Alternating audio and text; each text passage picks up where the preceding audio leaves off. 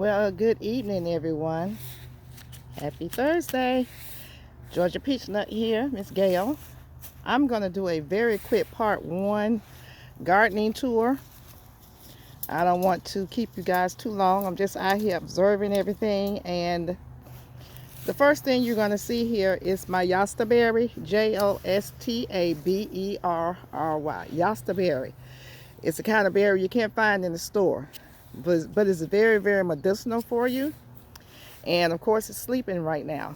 The second one here is a currant. I don't know if this is I think this is a red currant.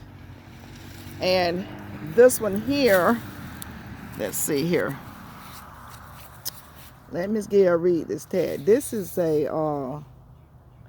it's a currant as well. This is a Rovada, which is another red currant. So these two right here, this one and this one, are red currants. Another form of berry. Would I grow them again? Probably not. They're just like the seed is bigger than the meat inside the berry. Yostaberry, most definitely. As a matter of fact, I think I'd like to propagate that one right there. And so, moving on down the road here, overgrown stuff within this. This is a Nakin cherry tree. This right here and this right here. They're supposed to be evergreens. As you can see, they are not. So I'm probably going to take these two up, have someone to come and take them up. Something's grown up through the grow bag. And that's the thing about grow bags too. Lead Farmer was talking about grow bags. Things do grow up into the grow bag unless you put something underneath them to prevent that. But the birds can still come and dump some seeds in there. This is a blueberry bush. Don't know which one. All these are blueberries. This is my blueberry row right here. All these are blueberries. I've had them for a while. And in front of the blueberry is my jujube tree. This is the Lee jujube. It did produce fruit this year for the first time, but it was attacked by the plum cuculio. We'll talk about that later on. We'll talk about it later. But I had two. I had a Lee and a Lane, and the Lane died, so I had to get rid of it. These are two other blueberries. I had a blueberry where these cages are, two of them, and they died. So I'm going to replace it with more blueberries. I'm going to take the blueberries out, get someone to take them out the bags and just put them in the ground for next year. This little area over here is just where I have some radishes and beets growing. I think I had a bad bag of beets because I just kept planting them and they wouldn't come up. So, you know, that's what happens. Only a few came up. So, you know, you just keep on planting. Don't ever stop planting. Don't ever stop planting. That's just some sand. Keep some sand on hand. I'm just moving these are the cages that I had around the persimmon tree, which I'm about to show you. Right here. It needs to go in the ground this year. Look at the root. Look at that root. It gave me a lot of persimmons. So now it's time for it to go in the ground. So that's going to happen for 2024. This is a Baby Kate's blackberry, and it produces a lot of blackberries. Right here, we have the two kiwis. One is a male. I think this one is the male to pollinate the female over here. I think this is the Anna kiwi plant right here. So they have not produced fruit yet, but I think this would be their third year in 2024 or fourth year, and I'm looking forward to some fruit. It is a vining plant. I just put the cages in there and I just wrap it around itself and tuck it in. You know, you really need like a fence or something, but I make do. This right here is a boysenberry. This is a boysenberry. It produced plenty of fruit. And so I need to restake. It's a cane plant, and I need to take this cage out and redo it. I had another kind of fruit tree growing here. I can't remember. It was a berry bush, and my mint choked it out. This is a peach tree that I just set in that container. I just set it there until I can get this peach tree. I'm going to put it on my deck. So this, I'm trying to see the name of this one right here. This is a peach. It doesn't say.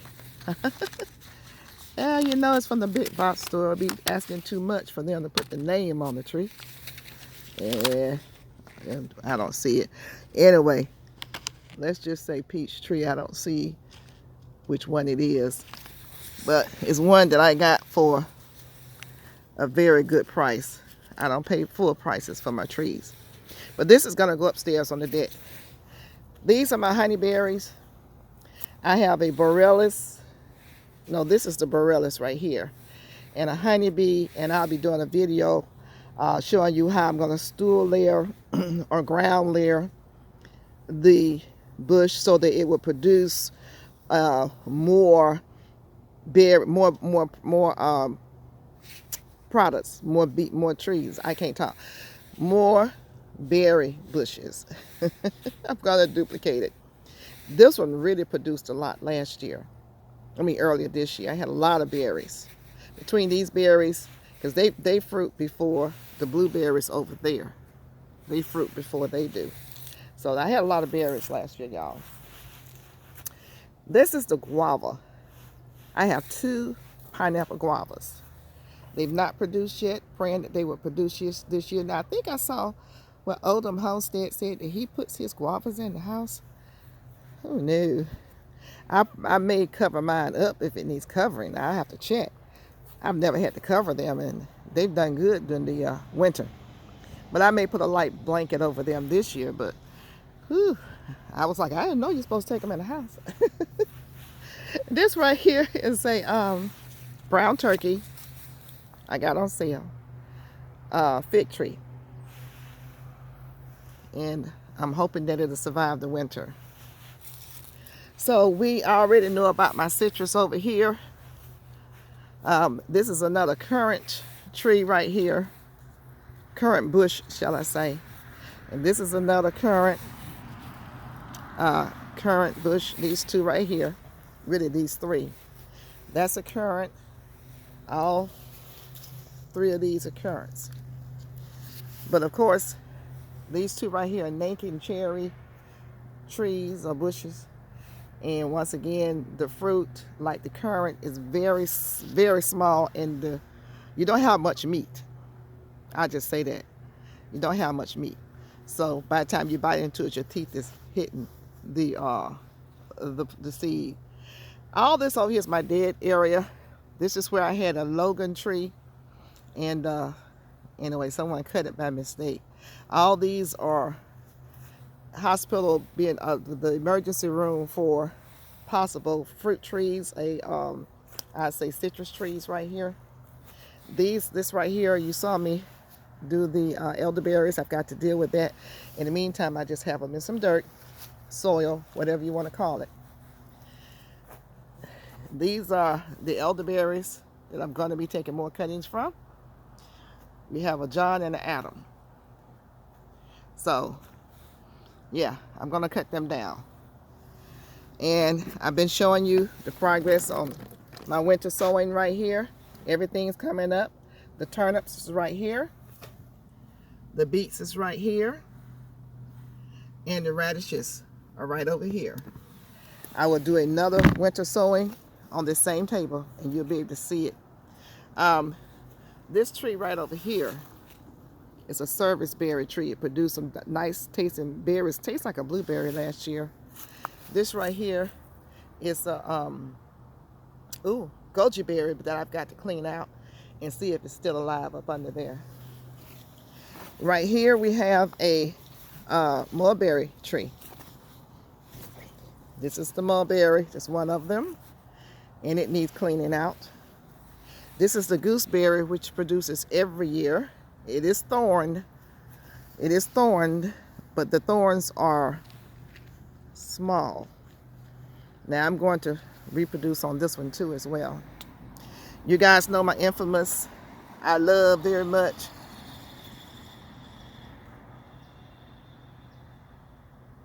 loquat tree. Yes, I am in love with this tree. Even if it didn't bear any fruit, the fact that it stays green year round and adds beauty to the yard, I just love it. So I have not unwrapped any of these citruses, but you guys saw that the other day. This is where the onions are that we planted together. They are all up.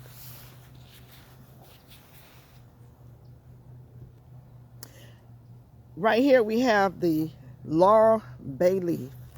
This is a wonderful bush, and I haven't put it in the ground. I don't know why, but it's going in the ground probably this month.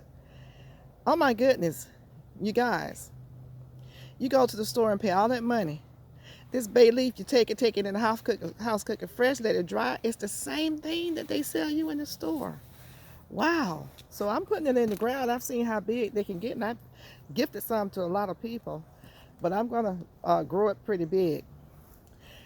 Right here we have the middle of the aisle in my plot B. That was plot A that I just showed you, in plot D, E really.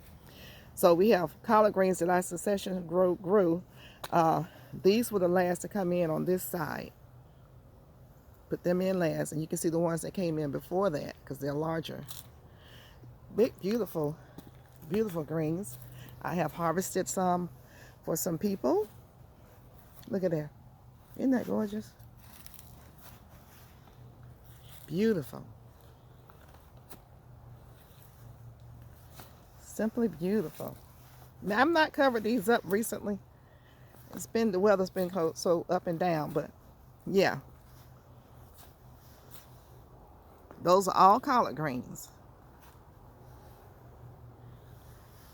Carrots.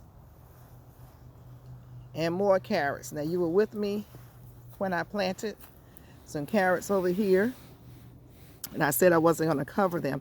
I think I'm going to put something over it because we're going to get down in temperature again. So before I go in, I'll put something over it. But yes. And we turn around. You saw me when I had to take the leaves off of the Brussels sprouts so that the Brussels sprouts would get larger. So these are the Brussels.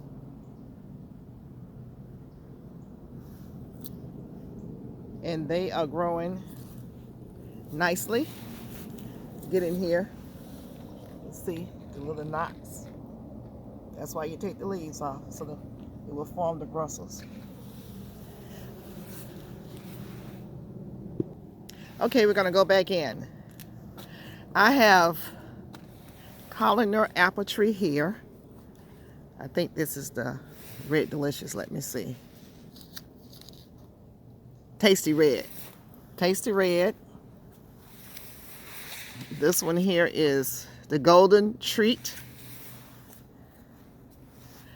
And I think this is the Tangy Green. These are all three Colliner apple trees. They are producing. I don't know why that one still has leaves on it, but it needs to go to sleep. They're all producing. Now, they were hit with something, and I cut the bad parts off. So I'm hoping I'm going to give them some kind of treatment. I'll bring you along with me when I do that, so that hopefully, you know, we can be done with that. This right here is I believe this is a 4-in-1 apple tree. Let's see here. Let me stoop down here and get the tag. Nope, this is not what I need. Okay, anyway. I'm going to say it's a 4-in-1. Sometimes you can look at no, this is not yeah, it has a graft all the way up here. So this was grafted onto here. It's probably a 3-in-1 apple tree. It produced a lot of apples last year. And this is another apple tree. You can see the tags on this one. This is a 2-in-1. It's a yellow delicious, which will pollinate most apples. And I think this is a fuyu. Yeah, fuyu. So I have 1, 2, 3, 4, 5 apple trees. I had more than that. And I do have more than that. They're just not here. And I gave a lot of them away. This right here is a sweet tea plant that's supposed to help get rid of mosquitoes, but it doesn't. So over here we have the plum trees, and I'm going to not try to get up in here and read those names, but I have one. This is one right here. This is 2, 3. Actually, I think I have 4. This is 4 right here. So I have 4 plums, and they are producing. They are producing, they are producing. But there's a problem with the plum cuculio that I have to deal with, but I get my kaolin clay out for that. These 2 right here are the peach trees. Let me step back. My 2 peach trees, so I have 3 peach trees in all. I just got rid of about 3 peach trees. So I'm down to 2. Well, 3. Here in plot C, we have collard greens that I've harvested off of. These are succession plantings, so these are just coming in. You and I were together when, as a matter of fact, you were with me when I planted these collards and this Swiss chard. Now, if you want to make your Swiss chard be okay, because it's so timid at first, make sure when you plant it, put some wood chips down, some mulch down, so that the leaves, if they won't be touching the soil and get all crazy. You were with me when we did the curly kale. This is it right here. And we planted the spinach together. Here are the beets. They're doing just fine. And some more collards. Or is this collards? This may be broccoli. Let's see what this is. Yeah. Collard greens, some more collards, and carrots. Carrots is in a 3-gallon bucket. I don't think that's a 5. I think that's a 3-gallon bucket. So you can plant your carrots in a 3-gallon bucket, y'all. Put them in the 3-gallon bucket, and they are forming. We got some little carrots coming on up. Turn around. More spinach, which I harvested the other day, and some celery. Just come out here and eat out the garden. So now we're going to go back to the top, and this is a pear tree. It was supposed to be an Asian pear tree, but I think it's a Bartlett. See how tall that is? Yeah, we're going to be doing some air layering. And it bared last year. Oh, shall I say this year? A pear tree that I think this is an apple tree that I got for $15, and I put it into a larger container from, I think it was Lowe's. This is a red apple tree I got for $15, and as you can see, it has grown up. It's grown up, up. And it was just a little stick. Y'all, when they have those trees for $15, go on ahead and get them. I don't know if they're going to do that again. This is another pear tree right here. And I think this is a combo tree. The company I got it from did a botched job on it. I hate the tree, but it gave me some fruit. But I really hate the tree. I really do. And it still has leaves. It needs to go to sleep. This is another pear tree. I don't know what kind, but it's a pear tree. Because all these trees are pears or pear combos. This tree right here, now this is nectarine. It's a cocktail tree. This one right here is a cocktail tree. It has pears, nectarines, apricots, and what have you on there. And it has grown over into my pineapple pear. You were with me when I bought 2 and I gave one to one of our associates. This is the pineapple pear tree right here. Right here we have guami. We planted these together, the guami trees. There's a scarlet, and I can't remember the name of the other one, but when they did produce the first year, and the fruit is delicious. Coming over here, we have a Stella cherry tree. And this is a sweet bean tree. So these two are cherry trees right here. 2 cherry trees. And this is another sweet olive tree like the other one, sweet olive tea tree. I still don't know what the purpose is of that, but anyway. These 3 trees right here, right here, right here, right here, are apricot trees. So, hopefully they'll produce this year. I didn't know they were such vigorous growers. Y'all, let me step back. Vigorous growers. Goodness gracious. I didn't know they grew that big. I don't know what I was thinking.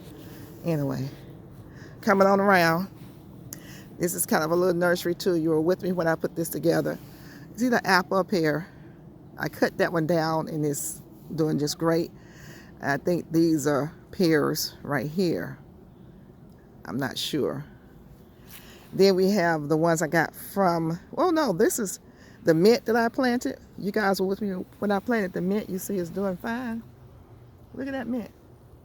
Oh yeah, got some folks who asked for it now. I'm gonna nurture it for you. This is a mulberry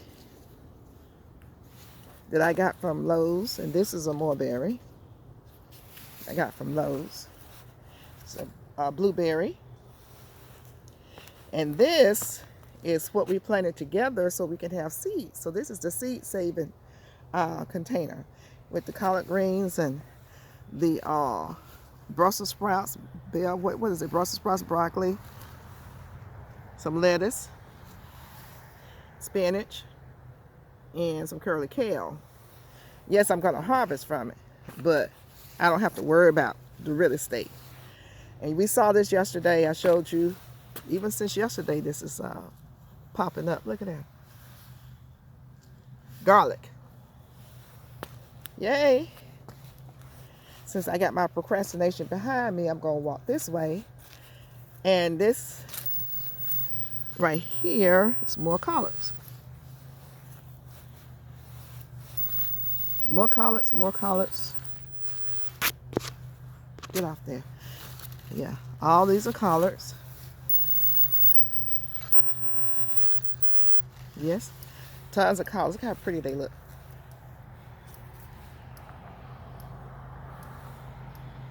Just loving the weather. And we have flat Dutch cabbage right here. And it's going to be a problem because the collards is coming all over here. So I'm going to have to do something. More onions. Onions are having a good day. Onions. And collards. And that thing's going off. And these are more onions. I think I have to remember what kind of onion that is. And we have, excuse me, more collards here. I think that's what this is. It's the Brussels sprouts. No, it's collards. Brussels sprouts that I've got to come out here and do something to. More Brussels sprouts. More collards. Tons of collards. We love collards, y'all. Love collards. And broccoli.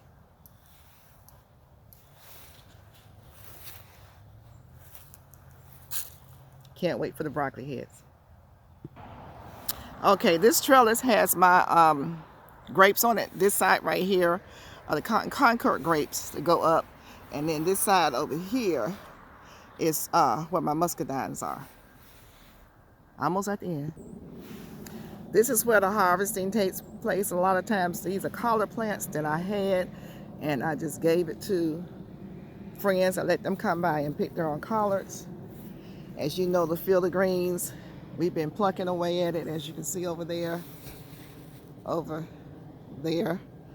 it's looking bald. We've been trying to get as much of it as we possibly can and giving it away and cooking it with eating greens every day. I don't mind. I don't mind. And we still have plenty. You know, these collards right here, beautiful collards right here. Some of them are protected. Some of them are not.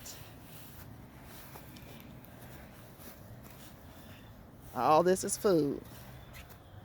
All this is food, y'all. Got some cabbage that look like it's ready. You need to come out here and check that out. Collards, big collards. Look how tall this collards are. Look at here.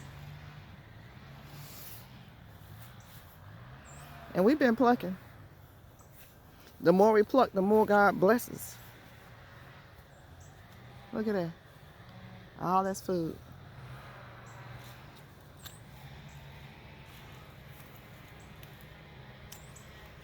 All this is food.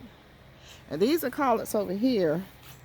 But this over here is a cabbage. We probably need to see. That's ready. That's ready. We got to come out here and get this cabbage. That one's not ready. But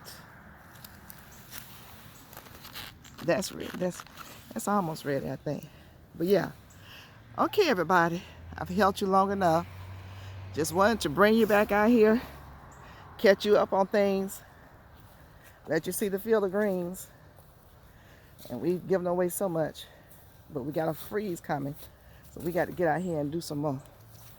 So until the next time, you guys don't forget to like, share, and subscribe. And let me know how's your garden trending along, if you're doing anything right now, or you may be resting. Don't forget to like, share, and subscribe, and I'll see you in the garden.